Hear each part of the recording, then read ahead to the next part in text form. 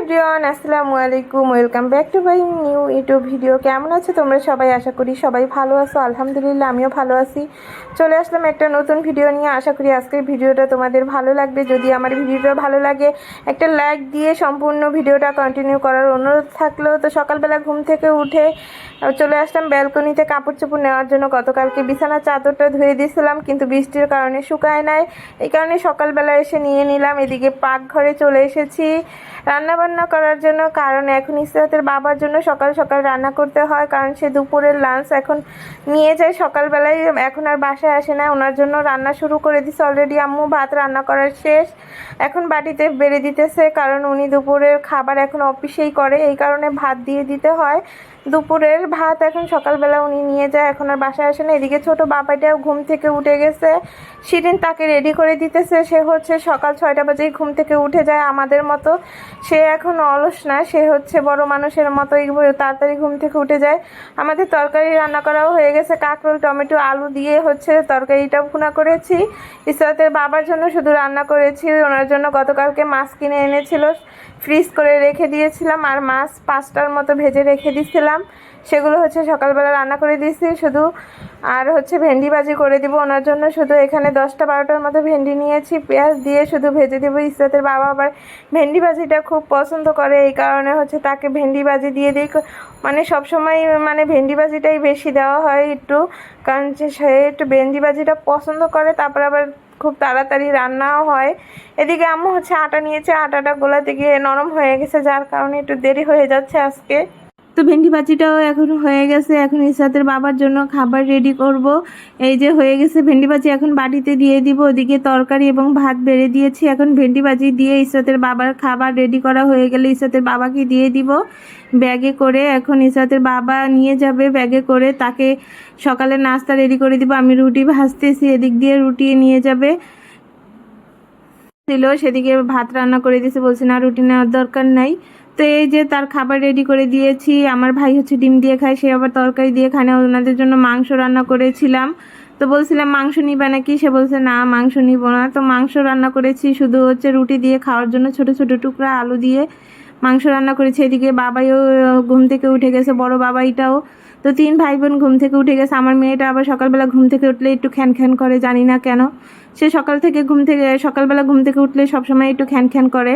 এদিকে আমার ঘরে এসে দেখি আমার ঘরের অবস্থা খুবই নাজেহাল অবস্থা। এখন আমি ঘরটা গুছাই নিব। গতকালকের কাপড় চোপড় ছিল, এগুলো সব এনেছি, ওগুলো এখন গুছাইতে হবে। আমার ঘরটা এখন গুছাইতে হবে। আর এখনও নাস্তা করা হয় না। আমি হচ্ছে থাইরয়েডের রোগী, এই কারণে আমার নাস্তাটা একটু সবার লাস্টে করতে হয়, কারণ সকালবেলা আমি ঘুম থেকে উঠে আগে হচ্ছে থাইরয়েডের ওষুধ খাই। থাইরয়েডের ওষুধ খাওয়ার পরে, তোমরা জানো কি না জানি না, অনেকেই জানে, থাইরয়েডের ওষুধ খাওয়ার পরে কিন্তু 1 ঘন্টা পরে হচ্ছে নাস্তা করতে হয়। এদিকে আমার বাবাই দেখো কি অবস্থা করে।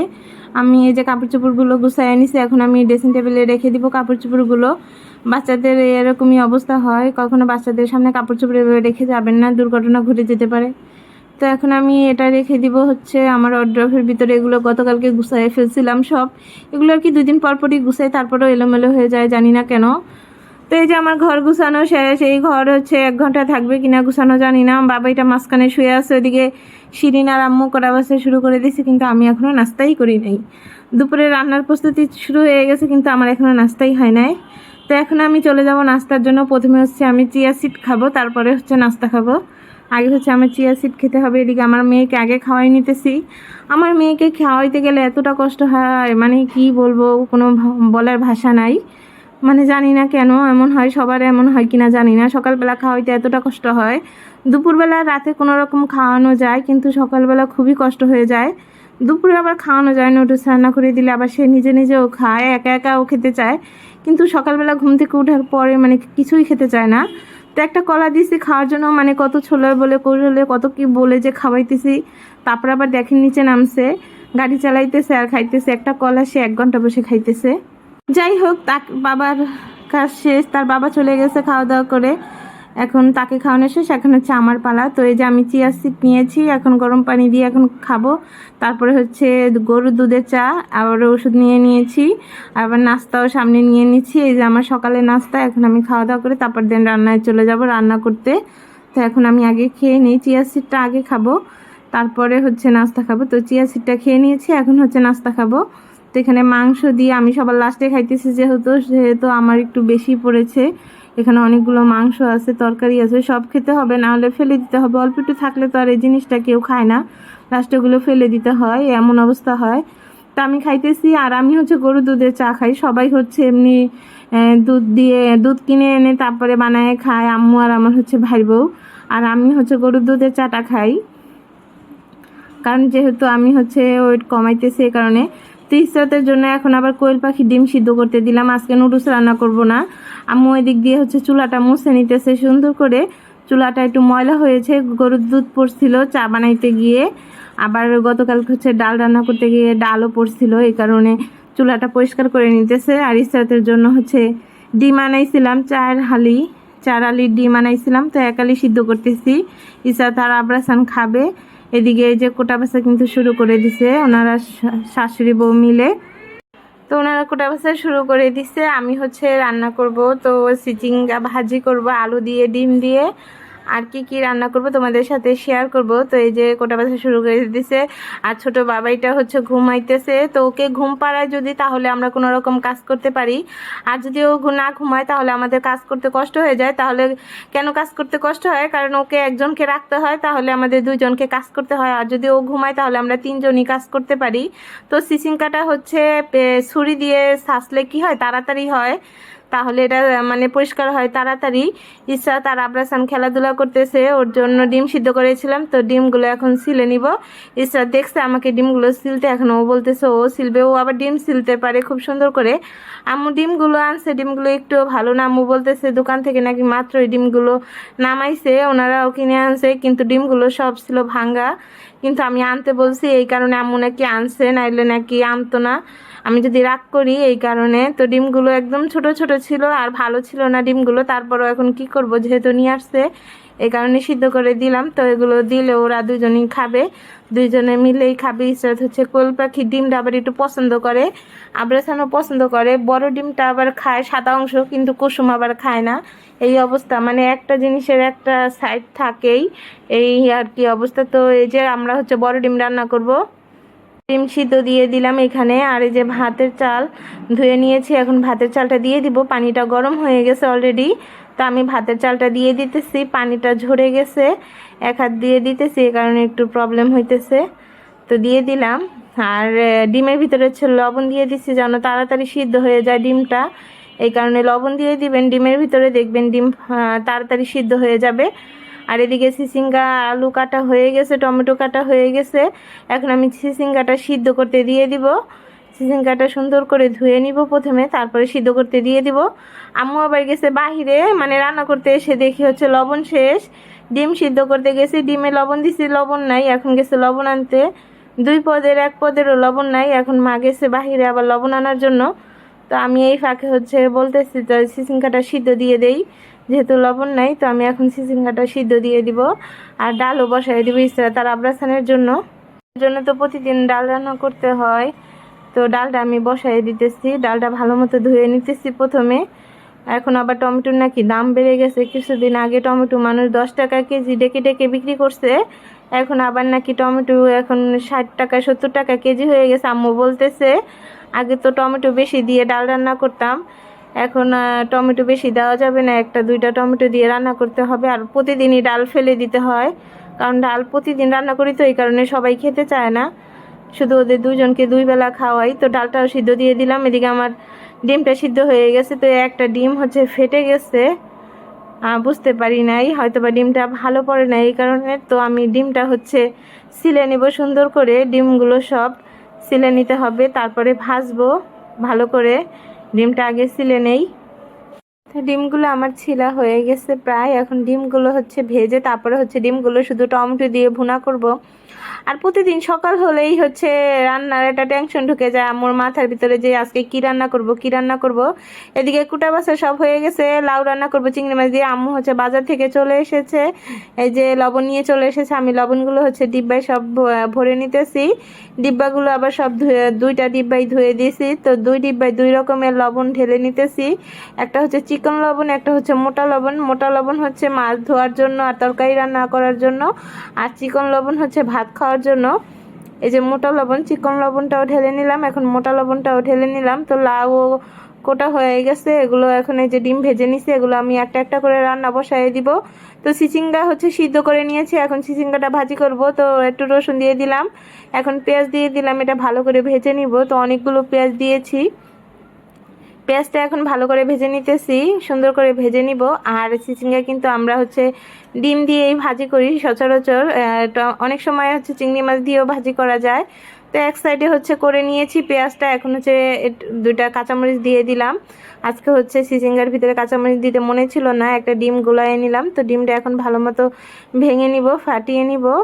আর অল্প পরিমাণে একটু হলুদ দিয়ে দিব, যেহেতু চিচিঙ্গা সিদ্ধর ভিতরে হলুদ দেওয়া হয় নাই, তো হলুদ দিয়ে দিব। আর মরিচটা কাটা হয় না, মরিচটা একটু মাঝখান দিয়ে ভেঙে দিব যাতে মরিচটার বিচিগুলো বের হয়ে যায়। তো এখন ভালো মতো ভেজে নিব, মানে ডিমটা কাঁচা কাঁচা থাকা যাবে না। তো এখন দিয়ে দিলাম চিচিঙ্গাটা ভালো করে সিদ্ধ করে নিয়েছি, লবণ ছিল না যার কারণে লবণ দিতে পারি নাই, এখন আমি লবণ দিয়ে দিব। চিচিঙ্গা লবণ দিয়ে সিদ্ধ করলে আরও বেশি ভালো হয়, খেতে আরও ভালো লাগে। তো এখন ভালো করে আমি একটু ভালো করে করে নিতেছি, মাখিয়ে নিতেছি। এখন ঢেকে দিব, একটু হলুদ দিয়ে নিলাম, লবণ দিয়ে নিলাম। এখন ভালোভাবে নেড়ে চেড়ে একটু ঢেকে রাখবো।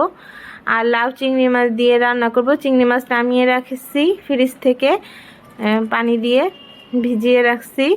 আজকে দুপুরে হচ্ছে চিচিঙ্গা ভাজি, চিংড়ি মাছ লাউ দিয়ে রান্না করব, আর হচ্ছে ডিম ভুনা করব। এই আজকে দুপুরে খাবার। আসলে একটা টেনশন, ধনেপাতা দিয়ে দিলাম, হয়ে গেছে চিচিঙ্গা ভাজি। আসলে টেনশন একটা, যে হচ্ছে বাজার করে তার একটা টেনশন, যে সকাল হলে টেনশন শুরু হয় আজকে দুপুরের জন্য কি রান্না করব। এই অবস্থা আর কি। আম্মু সকাল হলেই আমাদের সাথে বলা শুরু করে কি রান্না করব, আজকে কি রান্না করব। আর আমাদের মানুষ যেহেতু ফ্যামিলি মেম্বার, আমরা 6 জন, আমরা যেহেতু সবাই বড় বড় মানুষ, আমাদের তো একটু বেশি রান্না করা হয়। আমরা হচ্ছে আবার 2-3 পদ তরকারি ছাড়া আবার আমরা খেতে পারি না, 3-4 পদ তরকারি আমাদের লাগবেই। মানুষ আছে না 1-2 পদ তরকারি দিয়ে খেয়ে ফেলে, আমরা আসলে পারি না, ওই অভ্যস্ত না। আমাদের 2-3 পদ তরকারি মাস্ট লাগবেই, অভ্যস্ত হয়ে গেছে আসলে, এখন কোনো লাভ নাই, রান্না করতেই হবে। তো এখন হচ্ছে লাউ বসাই দিলাম, এখানে চিংড়ি মাছ, তারপরে পেঁয়াজ, হলুদ মরিচ দিয়ে ভালোভাবে কষায় নিব। আজকে হচ্ছে অনেক দিন পরে আজকে লাউ পেয়েছে, লাউ নাকি আম্মু পাই না বাজারে গেলে। আম্মু এমন টাইমে বাজারে যায়, আসলে বাজারে যেয়ে অনেক কিছু পায় না, কারণ বাজারে দোকান নাকি 9টা-10টা বাজে খুলে, যার কারণে আম্মু যে কিছুই পায় না, যা পায় তাই আনে। তো এখন লাউটা দিয়ে দিলাম। লাউটা বেশি বড় ছিল না, ছোট মানে মিডিয়াম সাইজের একটা লাউ ছিল। আমরা তরকারি অল্প রান্না করে, যেহেতু ইসাতে বাবা এখন সকালবেলা ভাত তরকারি নিয়ে যায়, যার কারণে আমাদের এখন বেশি দুপুরে রান্না করতে হয় না, অল্প রান্না করলে হয়ে যায়। তো এখন লাউটা দিয়ে ভালোভাবে কষাই নেব, আর একটু লাউ আছে বাকি। তো এই যে আরগুলো দিয়ে দিলাম। ছোট পাতিলে রান্না করতেছি, ক্যামেরার জন্য হয়তো অনেক বড় দেখা যাইতেছে, কিন্তু আসলে পাতিলটা অনেক ছোট।